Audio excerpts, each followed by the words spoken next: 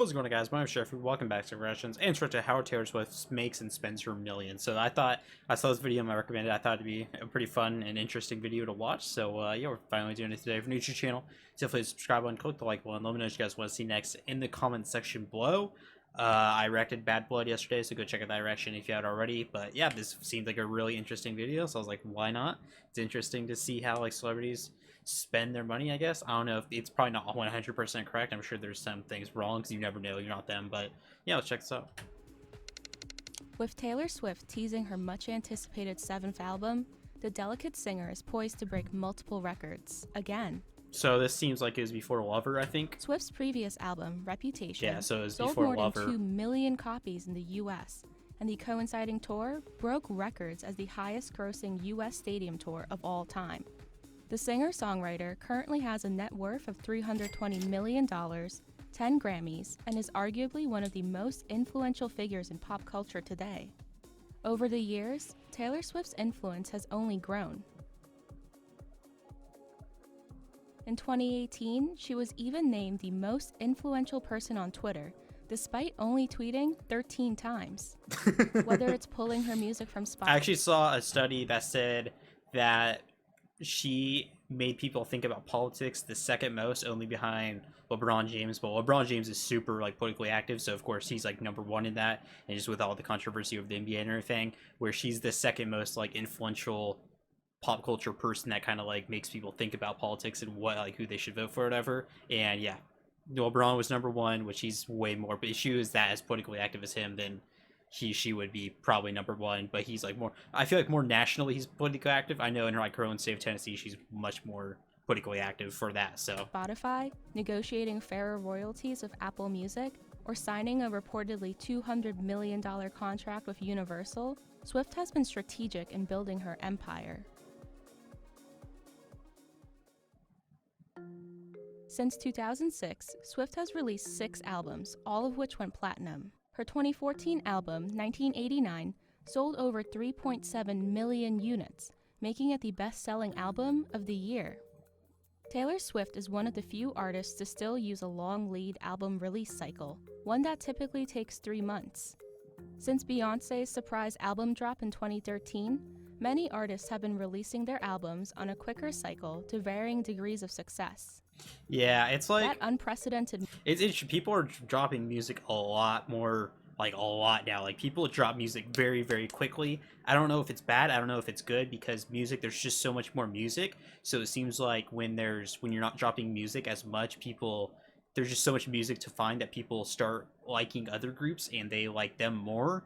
So like you like, because you're just dropping music rarely, so other people are just pumping out. It's like YouTube, kind of like you just pump out more content to other people, but then also like quality, I guess quality over quantity sometimes also works, like taking your time uh and promoting your album that's going to drop. But like Folklore, I'm pretty sure dropped like within, like she was just dropped it, I'm pretty sure. So I guess it's, I don't know, there's no correct answer. I think it's different for everyone. I don't know, maybe a mixture of both. I don't know. No one, I don't think anyone has the answer to that.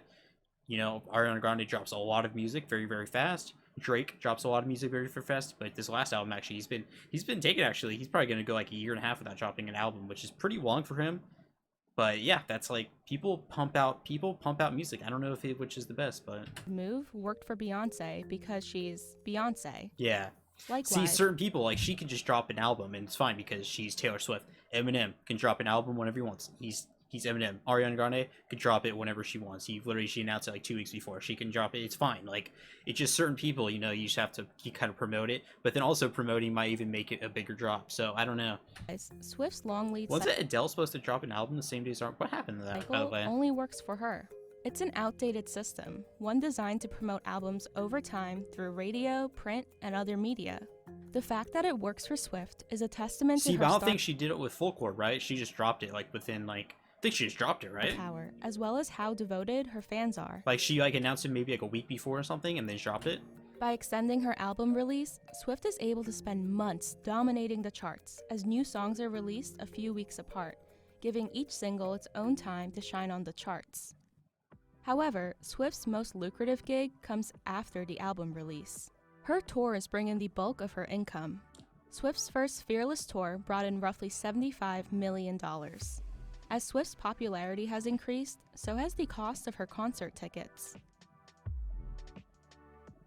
That's I feel like that's a lot. Average ticket price $159 for back in 2009, and that's like first concert tour. I feel like that was a lot still. That's actually not that bad, going up 120. That's actually not that bad for like how big she is now. But I guess there are more seats now, right? So The 1989 World Tour in 2015 was the highest grossing tour of the year. And in 2018, Taylor Swift's Reputation Tour broke records as the highest grossing US stadium tour of all time. The record was previously held by the Rolling Stones, whose A Bigger Bang tour from 2005 to 2007 grossed they did a 2-year tour. Oh my god, $245 dude. million That's such a long time, dude. Imagine being on tour for 2 years. across 70 shows. Swift shattered their record with $345 million from just 38 shows. That's a $9 million per show average. Swift's tour documentary with Netflix brought in an additional undisclosed paycheck rumored to be worth millions. Additionally, it's been estimated that Swift makes $17 per ticket on merchandise sales. Swift's fans, called Swifties, are definitely devoted to the singer. In preparation for Swift's 7th album, fan accounts have even been posting strategies for maximizing sales numbers and stream See, count. that's like the really cool about fandoms, and when like that's like when you reach to fandom, like when you reach like the point where you have a bunch of other when you have your fans promoting your album and promoting your songs and how to do it to other fans. That's what BTS does really well. That's what One Direction did really well. That's what Taylor Swift does really well. Ariana Grande does really well. Those four fandoms, they do a really good job in just having like their fans literally just promote for them. So they still promote, but they don't really have to promote because a lot of people on social media that if you're listening to music, you probably also are on social media. I'm sure there's a good amount that don't, but yeah, it's really smart. As one of the most popular musicians of the era, Swift has had a complicated relationship with streaming. In 2014, Taylor Swift pulled her music from Spotify, citing unfair royalty payments. Similarly, Swift published an open letter to Apple Music in 2015 and stated that she would not. I remember this, but I was like 15, so I didn't really care what was going on. I was like 15. I was like, okay, like I remember her doing this be though. streaming her then upcoming album 1989 on the service because of royalty rates. Apple Music quickly modified its streaming revenue policy to be more fair to artists, and Swift allowed the service to stream 19. See, I'm pretty sure weren't they not going to pay people for like the first 3 months because the first 3 months was free, so they just weren't going to pay people. I thought that's what it was. 89. As for Spotify, Taylor Swift re-released her catalog on the service in June 2017. The exact conditions for Swift's return to Spotify have never been released, but it may have to do with Spotify modifying its streaming policies a bit. Regardless, Swift's new contract with Republic Records and Universal Music Group included a specific condition that requires the label to distribute any money made from selling its investments in Spotify with its artist roster. That same contract will reportedly earn Swift anywhere from $100 to $200 million in guarantees. Taylor will also own all of her future master recordings. It's rumored that Swift's new contract stipulated that the Kardashians could no longer speak badly about her. Universal owns E, which produces Keeping Up with the Kardashians, so such a condition could be possible. I feel like I feel like she doesn't care that much. I don't know. I feel like this is a stretch. I don't think she would care that much to where she would put it in the contract. They're not really. No one really like cares about the Kardashians anymore. Everyone kind of makes fun of them. So I don't know. I guess it's possible. I guess she's powerful enough to where she like want to, but like I don't know. I feel like this is a stretch. Either way, Swift's new contract will earn her quite the windfall. As for how the star spends her millions, Swift is famous for interacting with fans online and even hosting secret listening parties at her home.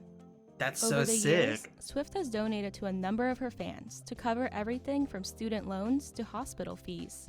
I She's remember also the student loan thing. What's that on Twitter? raised funds for various causes, including victims of Louisiana and Nashville floods, as well as victims of tornadoes in the southern United States.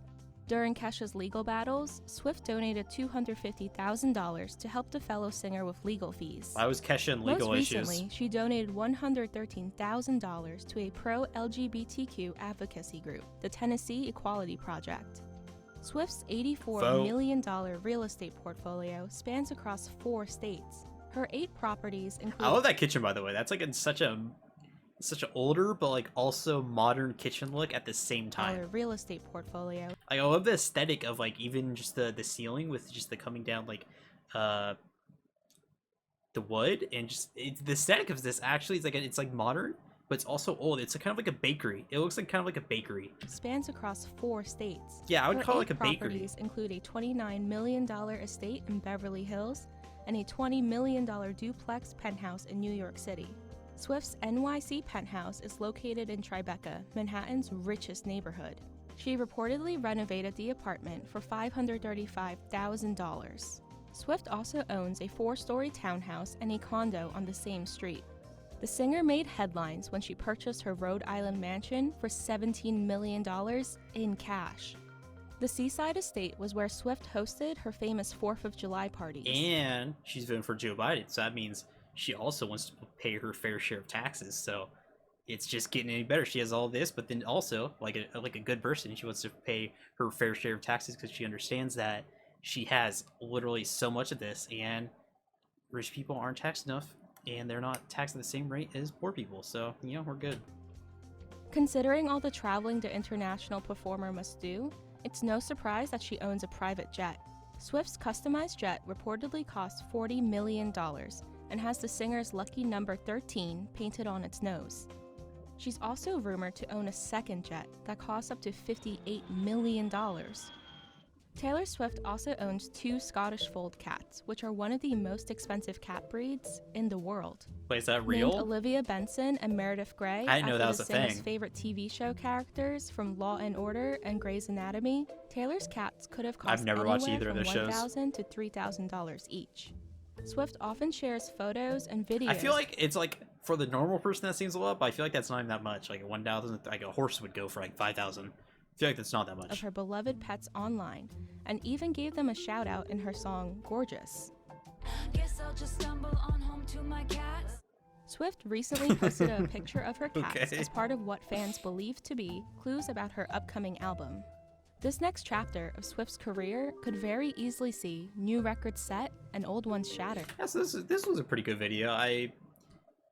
It didn't like go into too much detail about how she spent. I feel like this was like the most simplest, where like they couldn't get anything wrong because they put like the most simple like sources into it, so it wasn't like anything crazy. But yeah, that's gonna do everyone enjoy. Let me know what you guys want to see next in the comment section below. Mr. Marcana Reputation Stadium tour very, very soon. Hope everyone's having a great day. Today is the election, so hope everyone got out and voted. Hope everyone enjoys the night. I'll be having anxiety attack all night long. Probably might not post tomorrow, depending how everything goes. I might. We'll see. We'll see how the country's going by tomorrow. We'll see. It might be in shambles, so you know I'll have anxiety and not want to post. But maybe I'll want to post because it'll let me convey and a rant for a little bit. So we'll see what I post. So everyone's having a great day, and check out my Patreon if you want to support the channel any further. And I'll see you in the next video.